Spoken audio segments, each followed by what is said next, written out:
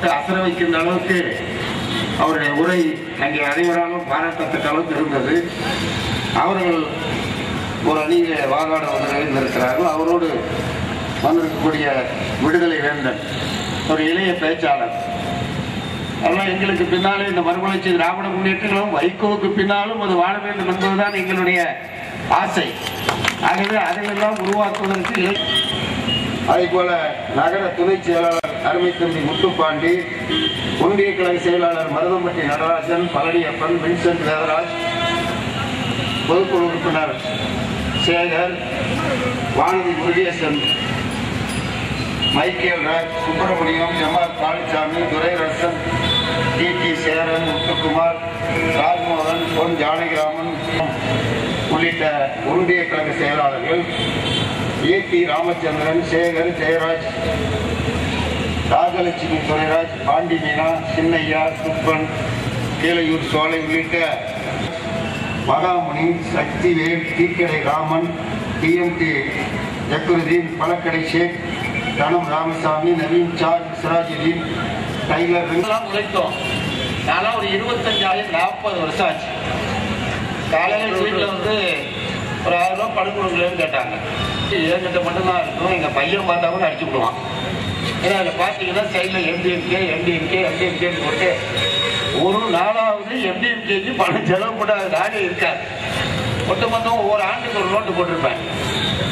அந்த நோட்டை எடுத்து பார்த்தாலும் நீங்க 1000 ரூபாய் எடுக்கிற அந்த சட்டை இப்படி கேட்கறான், நீங்க நேற்றுக்கு அவ்வளவு கொடுக்குறா, முன்னாள் இவ்வளவு செலவு பண்ணியிருக்காரு. அது மாதிரி அது நோட்டு இப்பவும் கால்குள்ள வச்சிருக்கேன், யாருக்கும் கொடுக்க மாட்டேன். அந்த அம்மையார் நீங்க என்ன பண்ணிச்சுன்னா கடைசி நேரத்தில் வச்சு கல்தார் போட்டுச்சு. விடிய இட்லிக்கு மாவாட்டலாம்னு சொல்லி ஆட்ட சொல்லி வெளிச்சோன்னா ரெண்டு இட்லி தான் உங்களுக்கு 1.5 இட்லி காலையில் போட்டு தருவாங்கன்னு பார்த்து போட்டுட்டாங்க. நாங்களும் இப்படியே நம்பி அண்ணன் கலைஞர் அவர்களே முதல்வராக்கணும்னு சொல்லி அவர்கிட்ட போய் பார்த்தோம். அவரும் என்ன செய்யறாருன்னா நம்முடைய வேலை வாங்குறாரு தவிர கடைசியில் எப்படியாவது ஆட்சி வேலை செய்யறாரு. 5 இவ்வளவு பேர் எதுக்கு வந்துருக்கீங்க, நாங்க என்ன ஏதாவது எம்எல்ஏ சீட்டு உங்களுக்கு தரப்போறோமா, எம்பி சீட்டு தரப்போறோமா, இல்ல ஓட்டுக்கு ஏதாவது 1000-2000 கொடுக்க போறோமா கிட்ட ஏதாவது மாவு இருக்கா? ஒண்ணுமே கிடையாது. ஆனாலும் கூட தமிழ்நாட்டு மக்கள் இன்னைக்கு என்ன நினைக்கிறார்கள், வைகோ இந்த தேர்தலில் போட்டி அது அவர் மாநில வேற மாதிரி சொல்லுவார். நாங்க இன்னைக்குதான் மேஜர் ஆகிருக்கோம்னு சொல்லுவார் பட்டிமன்ற தலைவர். மேஜர் ஆனாதான் உங்களுக்கு தெரிய அதுக்கு முன்னாடி மேஜர் ஆகி தகவல் தெரிஞ்சிருச்சுன்னா மாமா அடிக்கடி வீட்டுக்கு வர ஆரம்பிச்சிருவான். அதே போல மறுமலர்ச்சி திராவிட முன்னேற்ற கழகம் 18 ஆண்டு காலத்துல எண்ணி பார்க்கிறேன் எவ்வளவு போராட்டங்கள், சிறைச்சாலை. 1.25 ஆண்டுகள் வைகோ ஜெயில இருந்தாரு. எதுக்காக இருந்தாரு? திருநாளா கனிமொழி உள்ள போய் ஜெயில கிடக்குது. அந்த காலத்துல நாங்கெல்லாம் மேடையில பேசும்போது வடக்கு வாழ்கிறது, தெற்கு திரைகிறது வராங்க. இங்கெல்லாம் ஒன்றும் செய்யல, தொழிற்சாலை இல்லைன்னு. இப்ப தெற்கு வாழ்ந்து வடக்க போய் தேம்பி அழுவுது. பவளை ஜெயில போட்டாலும் திகார் ஜெயில போய் அழுவுது. இதைத்தானே நாங்க சொன்னோம். அண்ணன் கலைஞர் அவர்களே உங்க குடும்பத்தை கொண்டாந்து இதுல புகுத்தாருங்க, இதெல்லாம் பின் விளைவுகள் ரொம்ப மோசமா இருக்கும். இப்படி எல்லாருக்கும் பதவி கொடுத்து எல்லாம் கோடி கோடியா அடிச்சுட்டாங்க.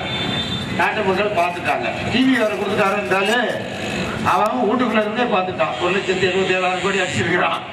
சரி ஓட்டுக்கு எப்படி 10,000 ரூபாய் கிடைக்கும் அப்படின்னு எதிர்பார்த்தாங்க. இன்னும் என்ன பண்றான், 200 ரூபாய் கொண்டு கொடுக்குறான்.